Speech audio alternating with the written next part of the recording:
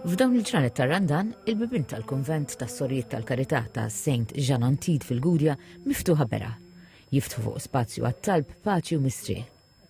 L-idea nibtet minn Suor Ramona Previtelli. Hija qalet lil TVM News li f'dinja mimlija storbju fejn il-bniedem jispiċċa f'ġirja kontinwa kontra l-ħin, hemm bżonn ir-riflessjoni fiskiet.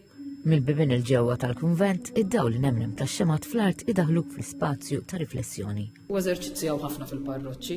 Edna niftħu l-intrata għandna erba' ambjenti, noħolquhom għat-talb.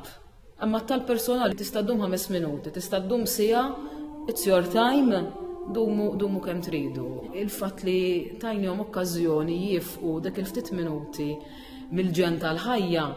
Mbagħad ovvjament aħna għandna esit kbir li għandi l-Sora Adela fil-komunità miegħi u qed inti taf tagħmilha r-rieħa tar-Randan. Għadt li iva mela. U għamilna dil-famuża borma, għamilna hot plate insomma fejn il-bib ta' barra u fewħet il-kunvent plasti triq. Suor Adela Baldacchino b'sena kbira ippreparat il-borma tas-sepulkru li f'dawn iż-żminijiet tfewwaħ li djar wirjiet u knejjes f'pajjiżna. Taħlita ta' ħwawar li titħalla tek bil-mod.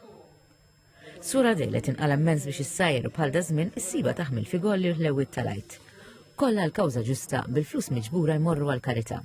Li rrid nagħti mhux nagħti l-affarijiet biss imma rrid nagħti lili nnifsi wkoll għall-affarijiet u nieħu gost nagħti dak li jkollhom bżonn. Meta nitlob il-mulej biex jagħtini s-saħħa, żgur li naħli għalih.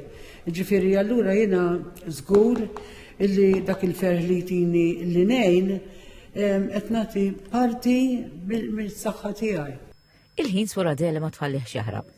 Iżżur ukoll ir-residenti fil-faċilità korrettiva, żjarat li għalija jfissru ħafna. Nħossuhom li huma maħbubin in-nuqqas tal-imħabba tagħhom f'ħafna minnhom ħanejtek isibbu fil-faqar tiegħi. Għas-Sorijiet tal-Karità, is-sagrifiċċju tar-Randan mhux kastik, imma iktar spazju għall-imħabba u ġenerożità mal-proxmu.